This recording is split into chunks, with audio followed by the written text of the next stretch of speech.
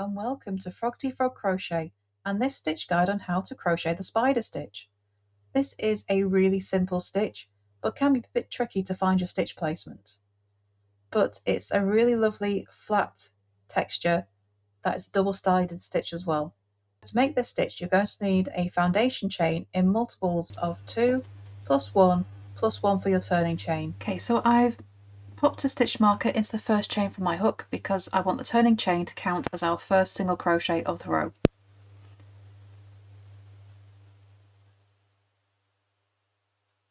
Okay, so now to start your spider stitch we're going to be working in the third chain from our hook, 1, 2, 3, and into that stitch we're going to make a single crochet, chain 1, and working still in that same stitch make another single crochet. And this is your spider stitch.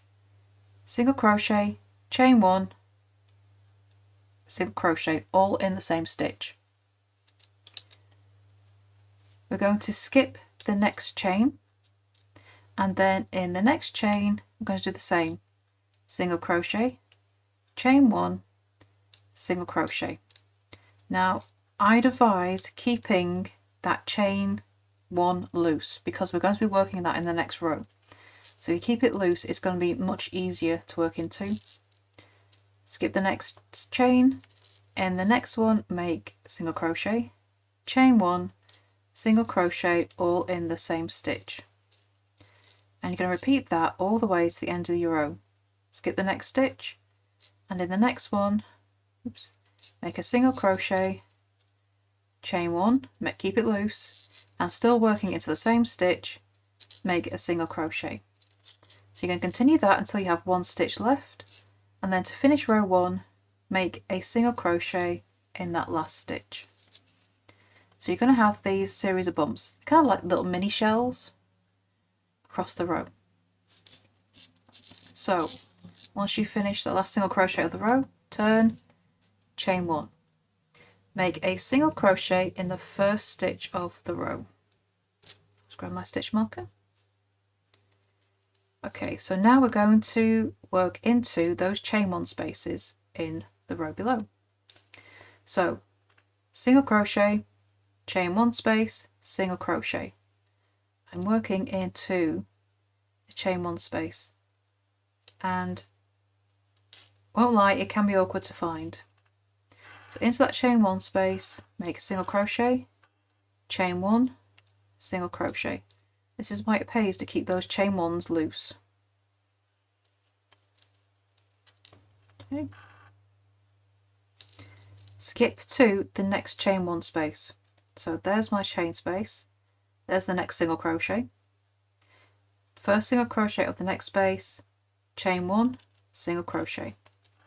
And I want to work into the chain 1 space.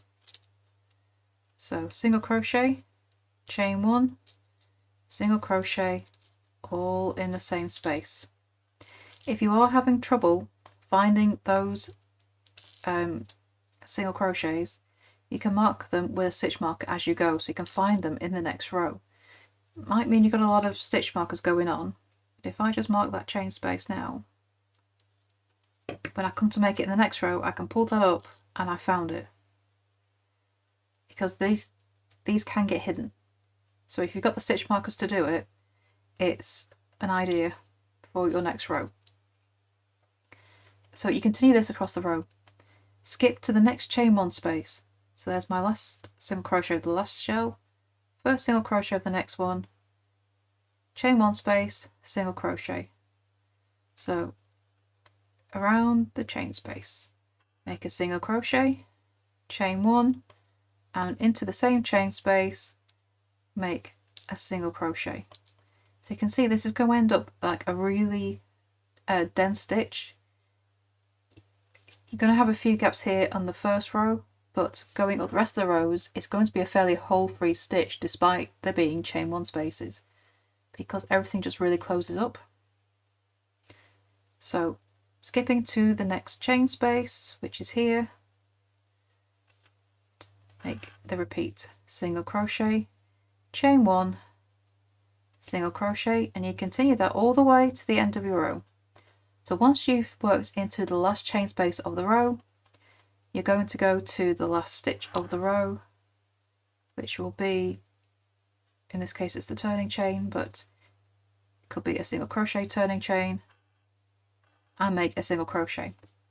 So you're going to start and end every row with a single crochet, and those will work into the first and last stitch, and then you repeat is single crochet, chain one, single crochet in the chain spaces.